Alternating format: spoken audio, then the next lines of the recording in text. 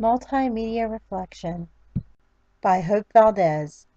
I used to think of social studies involving visions of old, dusty history books, as endless dates on a timeline, as tales of explorers sailing the ocean blue, as geography with technical terminology such as plateau, isthmus, peninsulas, tundras, and archipelagos, as with the different forms of government and branches of government, as well as the different parties, and as economics with supply and demand, inflation, revenue, and currency.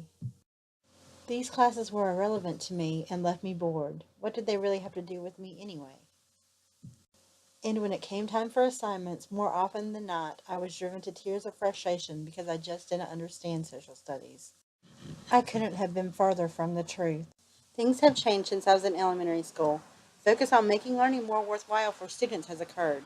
The social studies curriculum today is essential in that it bridges the gap of students from not only experiencing the world now and in the past, but to interpreting and understanding it as well. 10 thematic strands have been incorporated to provide the framework by the National Council for the Social Studies to ensure the focus of social studies is on elevating civic competencies and emphasizing the importance of educating students who are committed to the ideas and values of democracy. While all 10 strands are very important, I will briefly discuss a select few individually. Culture is the first of the thematic strands. My experience in the past with culture in the classroom has been on a much more superficial level than the substantive culture learning discussed by Mary Merrifield in the reading from elementary students in substantive culture learning. I used to think the way I had experienced cultural learning through food, dress, and customs and holidays was correct. Now I think that it is important to teach culture based on an appreciation of the perspective of others, recognizing stereotypes and addressing them directly, as well as using primary sources from other cultures when discussing those cultures. Doing this will help my students understand and appreciate other cultures on a much deeper level. Change is happening all around us. History takes into consideration changes from the past, present, and future. One valuable idea for teaching change is to counteract presentism, which is the act of viewing the past by contrasting it with the present. By looking at the past, we are able to learn a lot about ourselves and possible implications for the future.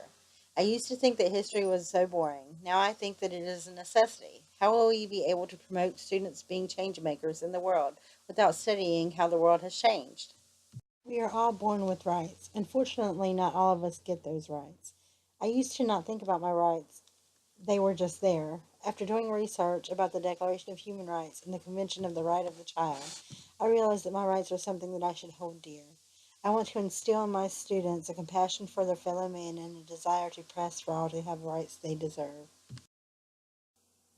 My parents always had a garden, but I was always too lazy to get out and work in it with them. I would simply prefer to buy my produce at the store.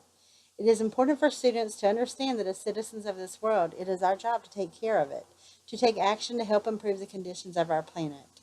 A food system encompasses all attributes of food production, processing, transportation and trade, consumption, and disposal. We all need food for survival, so we all have a part in this food system. Most students don't realize where their food from the grocery store comes from. With the development of technology and transportation, our food supply is on a global level, as opposed to years ago when things were all local. I am pleased that the students at Blue Creek Elementary have all contributed to, planted, and helped maintain a large garden with fruits, vegetables, flowers, and herbs. They also have chickens, a chicken coop as well, within the courtyard at the school.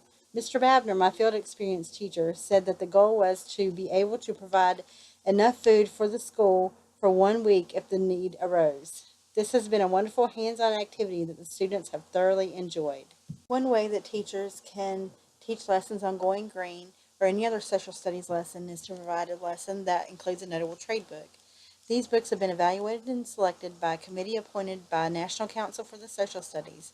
They are usually written for children in grades K through 8 and on a variety of topics from human relations to diversity and other sensitive topics. As citizens, we all share our home called Earth. We are all connected.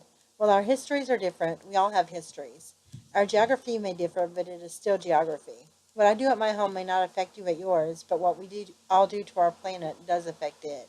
Let's make it a priority to learn about our home's past, explore her beautiful geography, and live peacefully in the interconnected world that we live in.